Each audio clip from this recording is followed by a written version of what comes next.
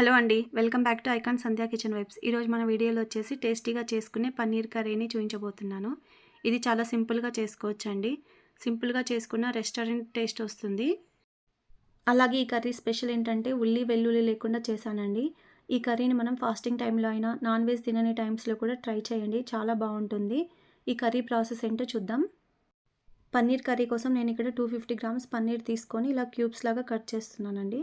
మరీ పెద్దగా కాకుండా మీడియం సైజ్ కట్ చేసుకొని పక్కన పెట్టుకోవాలి. చూసారు కండి, ఈ సైజులో కట్ చేసుకుంటే సరిపోతుంది. ఇప్పుడు దీనిని పక్కన పెట్టుకోవాలి. నెక్స్ట్ వచ్చేసి గ్రేవీ కోసం ఒక మిక్సీ జార్ తీసుకొని ఇందులో 3 మీడియం సైజు టమోటాల ముక్కల్ని వేసుకోవాలండి.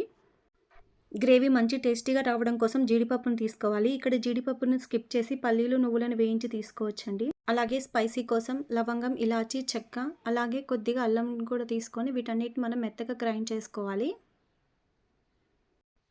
ఇలా మెత్తగా గ్రైండ్ చేసిన ఈ పేస్ట్ని వచ్చేసి మనం పక్కన పెట్టుకోవాలండి. నెక్స్ట్ వచ్చేసి మనం ఒక కడాయి పెట్టుకొని ఇందులో 2 నుంచి 3 స్పూన్ల వరకు ఆయిల్ వేసుకోవాలి. ఈ ఆయిల్లోనే కొద్దిగా పసుపు, అలాగే కొంచెం కారం, కొంచెం ఉప్పు మొత్తం వేసేసుకోవాలండి. వేసేసుకొని ఒకసారి బాగా కలుపుకోవాలి. ఈ ఆయిల్లోకి మనం కట్ చేసి పెట్టుకున్న పన్నీర్ ముక్కల్ని కూడా వేసేసుకొని ఫ్రై చేసుకోవాలి. ఇలా ఫ్రై చేయడం వలన పన్నీర్కి ఉప్పు, కారం అనేది పడుతుందండి. వీటిని మరీ ఎక్కువగా ఫ్రై చేయకూడదు.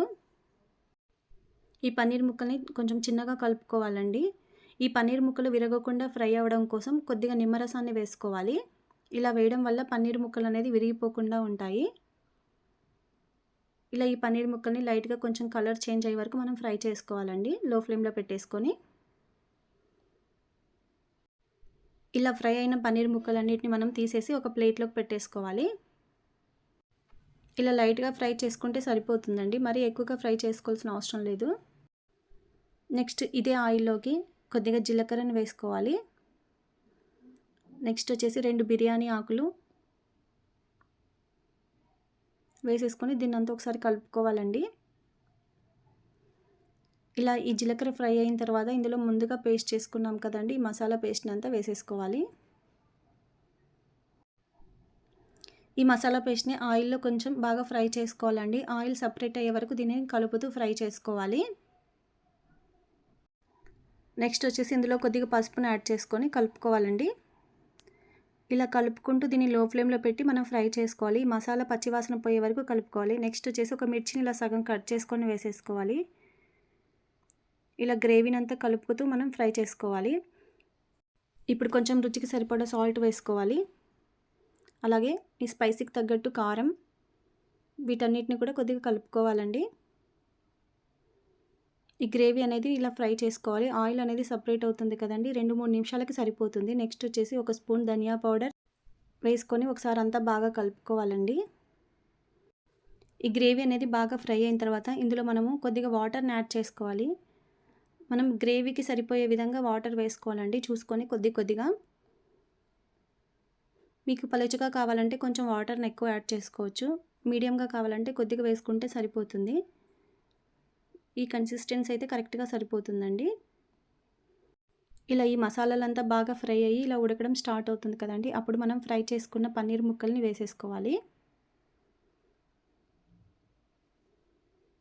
ఈ పన్నీర్ ముక్కలకి మసాలా అంతా బాగా పట్టేలాగా బాగా కలుపుకోవాలండి.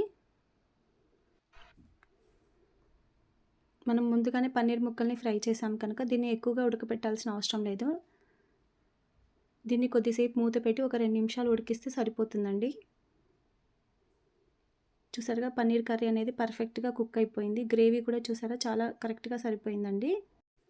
ఎక్కువ పలుచగా లేదు, అలాగే ఎక్కువ థిక్నెస్ లేకుండా కరెక్ట్గా సరిపోయింది కర్రీకి.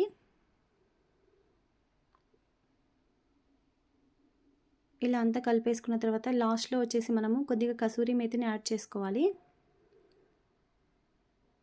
అలాగే కొంచెం గరం మసాలా వేసుకోవాలండి. ఈ కసూరి మేతి, గరం మసాలా వేయడం వల్ల మనకి రెస్టారెంట్ టేస్ట్ అనేది వస్తుంది. ఇప్పుడు అంతా కలిపేసుకొని మనం స్టవ్ ఆఫ్ చేసుకోవాలి, ఒక 1 మినిట్ ఉంచేసి. చూసారు కండి, ఎంతో టేస్టీ అయినా చాలా సింపుల్గా చేసుకునే పన్నీర్ కర్రీని మీరు ఇలా తప్పకుండా ట్రై చేయండి. మనం ఉపవాస సమయాలు, అలాగే నాన్ వెజ్ తిననే టైంలో కూడా ఇలాంటి ఉల్లి వెల్లుల్లి లేని పన్నీర్ కర్రీని చాలా ఈజీగా చేసుకోవచ్చు. ఈ పన్నీర్ కర్రీ చపాతీ, రోటీ, జీరా రైస్, బిర్యానీ ఎందులోకైనా సరే అండి చాలా టేస్టీగా ఉంటుంది. ఈ రెసిపీ మీకు నచ్చినట్లయితే లైక్ చేయండి, షేర్ చేయండి, సబ్స్క్రైబ్ చేసుకోండి. అలాగే పక్కనున్న బెల్ ఐకాన్ని యాక్టివేట్ చేసుకోండి.